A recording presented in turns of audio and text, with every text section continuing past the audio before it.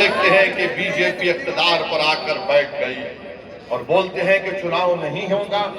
यही बात ममता बनर्जी ने कही थी बंगाल में, मगर आपने देख लिया क्या हुआ।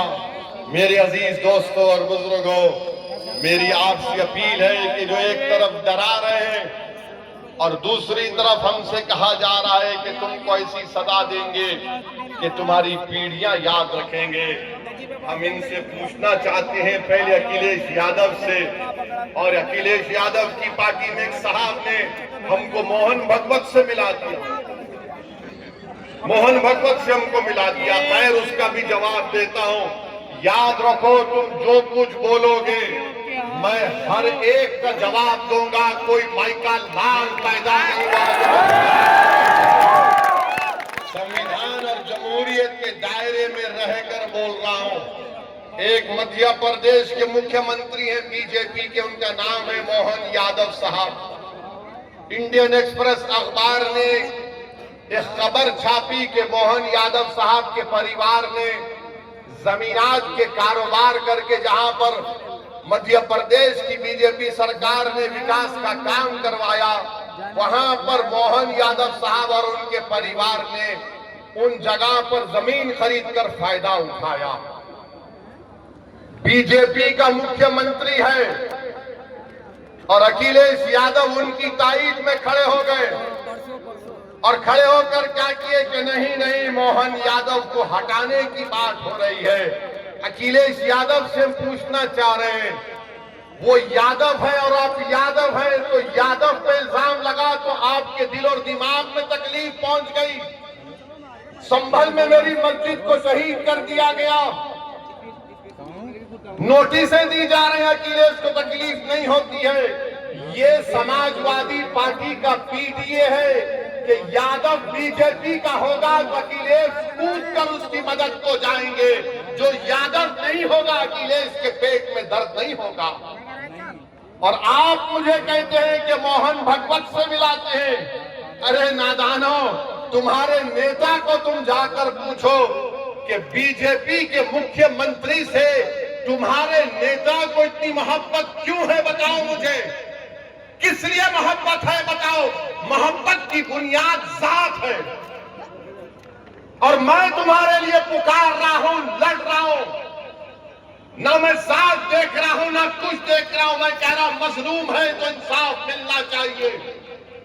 ये अखिलेश की सियासत है कि यादव बीजेपी का होगा तो मैं उसके लिए आवाज उठाऊंगा। ये पीडीए का असली चेहरा है आपके सामने। तो मेरे अजीज दोस्तों और बुजुर्गों, जो लोग हमको मोहन भागवत से मिलाते हैं, अब जाकर तुम तुम्हारे नेता से पूछो। बिहार में भी अखिलेश यादव अपने 5 मुस्लिम, इतने 2 या 4 मुस्लिम विधायक को बिहार भिजाए और हर जगह पर जाकर ओवैसी के बारे में बोलो, ओवैसी के बारे में बोलो। ऐसा लग रहा था कि हमारे सास ससुरे भी इतना नाम नहीं लेते, हमारा ही वजीफा पढ़ रहे थे। सीमांचल की जनता ने कहा कुछ नहीं, वोट कटेगा नहीं, मंजलिस को वोट जाएगा, पतंग छाप को वोट जाएगा। मैं उनसे कहना चाहूंगा, किसी शायर ने अच्छा कहा था कि जाहिद तंग नजर ने मुझे काफिर जाना और काफिर ये समझता है कि मुसलमान हूं मैं। ऐ चश्मे उदू मुझको हिकारत सा ना देख, जिस पे कुदरत को नाज है वो इंसान हूं मैं। जिस पर कुदरत को नाज है इंसान हूं मैं। तुमको नाज होगा अखिलेश पर, तुम अपनी नाज करते रहो। अखिलेश को तड़प है तो मध्य प्रदेश के बीजेपी के मुख्यमंत्री, जहां पर अब यूनिफॉर्म सिविल कोड लाया जा रहा है, जहां पर शरीयत में मदाखलत की जा रही है, उस मुख्यमंत्री की क़यादत में, उसके लिए अखिलेश यादव मोहब्बत कर रहे हैं, उसकी बचाव के लिए आ रहे हैं। बताओ उत्तर प्रदेश के मुसलमानों जो कहते हैं कि नहीं नहीं समाजवादी, अरे समाजवाद नहीं है, ये सिर्फ यादववाद की सियासत है, जिससे आपको निकलकर मजलिस इत्तेहाद और मुस्लिमीन के हक में अपने वोट का इस्तेमाल करना पड़ेगा। लोग मुझसे पूछते हैं क्या वैसे तुम क्या सिर्फ मुसलमानों की बात करोगे? नहीं, मुसलमान की बात इसलिए करता हूं, दलित से ज्यादा जुल्म उन पर होता है। बताओ, बिहार में एक नौजवान 28 साल का बच्चा भारत भूषण तिवारी, उसका एनकाउंटर करके गोली मार दी गई। वो सरेंडर किया अपने आप को पुलिस के सामने। अखबार हिंदू की रिपोर्ट है कि पुलिस वालों ने घेरा लेकर उसको 2 गोली मारी। वो भारत भूषण तिवारी मुस्कुरा रहा था, फिर पुलिस की गाड़ी में डालकर और 3 गोलियां मारी। वो भारत भूषण तिवारी मर गया। उसके लिए मैंने आवाज उठाई। ये नहीं देखा कि मुसलमान है, मैं एनकाउंटर के खिलाफ था और रहूंगा इंशाअल्लाह ताला। मेरा मानना यह है कि एनकाउंटर गलत है। जब कोर्ट, अदालत, संविधान BNSS है, तो फिर अगर एनकाउंटर से इंसाफ हो सकता है तो फिर कोर्ट को, BNS को उठाकर फेंक दो, कोर्ट को बंद कर दो। रूल ऑफ लॉ संविधान की बात करता है। वो भारत भूषण तिवारी एक ब्राह्मण बच्चा था, एक ब्राह्मण बच्चा था। तो क्या मैंने देखा कि मुसलमान हिंदू देखा? नहीं। नाइंसाफी जहां पर होगी हम आवाज उठाएंगे। तो मेरे अजीज दोस्तों और बुजुर्गों, हम आपसे यह भी अपील कर रहे हैं कि आप जानते हैं कि उत्तर प्रदेश के बाबा, हम उनसे पूछना चाहते हैं 2024 में पुलिस कांस्टेबल का इम्तिहान हुआ, पेपर लीक कैसे हो गया बाबा? पेपर लीक हो गया। और पेपर लीक कहां से हुआ? गुजरात के प्रिंटिंग प्रेस से हुआ। पेपर लीक आप जानकर तकलीफ होंगी कि 10 साल में 48 मर्तबा री एग्जामिनेशन हुआ भारत में। 10 साल में 48 मर्तबा और 89 मर्तबा पेपर लीक हुआ है। 56 इंच का सीना देश के प्रधानमंत्री का, मगर उसमें से भी पेपर लीक हो जा रहा है।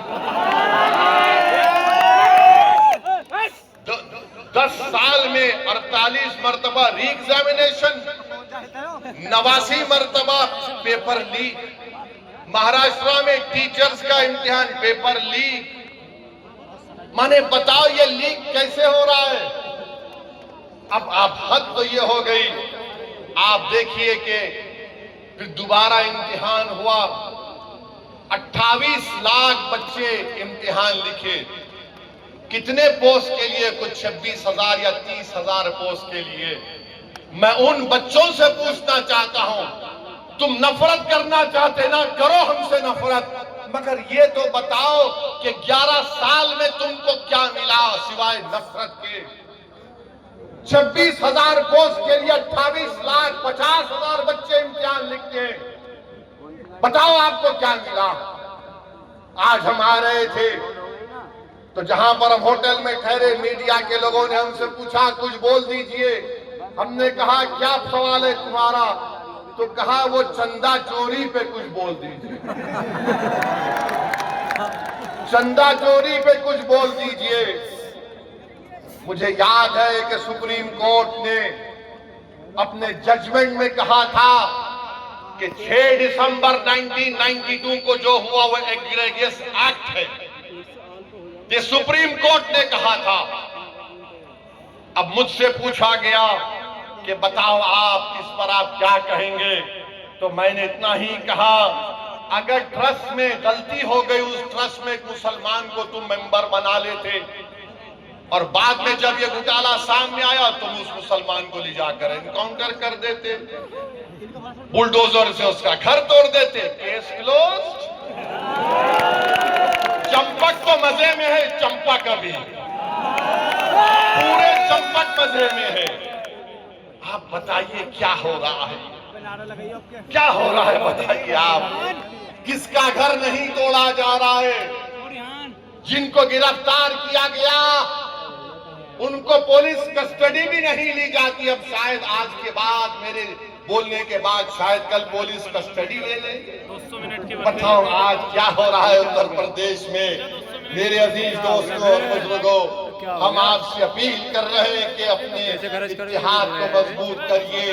और ये बीजेपी आरएसएस वालों से हम पूछना चाह रहे हैं, चंपक आपका लाडला है या नहीं है? बताओ हमको। और हमको बोलते ये पाकिस्तानी है, ये जिहादी है, ये बांग्लादेशी है। तो ये राम माधव जाकर पाकिस्तान से ट्रैक टू डिप्लोमेसी कैसा कर रहे हैं आरएसएस के? वो पाकिस्तान जिसने पहलगाम में भारत के 26 लोगों को गोली मार दी थी, वो पाकिस्तान जिसकी सपोर्ट पर दिल्ली में लाल किले पर सुसाइड बॉम्ब के जरिए 50 लोगों की मौत हुई, जिसमें हिंदू मुसलमान मारे गए। बोलो बीजेपी वालों, बोलो भारत के प्रधानमंत्री कैसे राम माधव जाकर बात कर रहे हैं? अगर बात करने वाले का नाम राम माधव जो आरएसएस के नहीं होता, ओवैसी होता, तो टीवी वाले आसमान को सर पे उठा लेते थे। कैसा तुम पाकिस्तान से बात करे? अरे हमको पाकिस्तान से क्या लेना देना? हमारे बुजुर्गों ने उस वक्त पाकिस्तान का रुख नहीं किया, हमने भारत को अपना सरजमीन माना और मानते रहेंगे इंशाअल्लाह ताला। तुम जुल्म करते जाओ, मगर याद रखो हम इस जमीन को नहीं छोड़ने वाले हैं। इसी जमीन में पैदा हुए, इसी जमीन में इज्जत के साथ जिंदगी गुजारेंगे, इसी जमीन पर सीना तान कर अपनी हक की लड़ाई लड़ेंगे, इसी जमीन पर खड़े होकर अपना नेता बनाएंगे, इसी जमीन पर खड़े होकर जो हमारी सरजमीन है हम अपने पूरे हुकूक को मनवा कर रहेंगे। जो लोग हमको गाली देते हैं, मैं तुमको आज आईना दिखा रहा हूं, बताओ तुम उस पर क्या कहोगे? मेरे अजीज दोस्तों और बुजुर्गों, हम आपसे अपील कर रहे हैं कि मुत्तहदा तौर पर अपने वोट का इस्तेमाल आपको करना है। बीजेपी को रोकना है, आओ हाथ मिलाओ, हम तैयार हैं। मगर इसका यह मतलब नहीं है कि तुम मेरे इस बात को तुम कमजोरी की अलामत समझो। ये कमजोरी की अलामत नहीं है। अगर तुम हमारी बात को नहीं मानोगे तो तुम्हारा इख्तियार है, मगर याद रखो मजलिस इत्तेहादुल मुस्लिमीन के हाथ बड़े दराज हैं।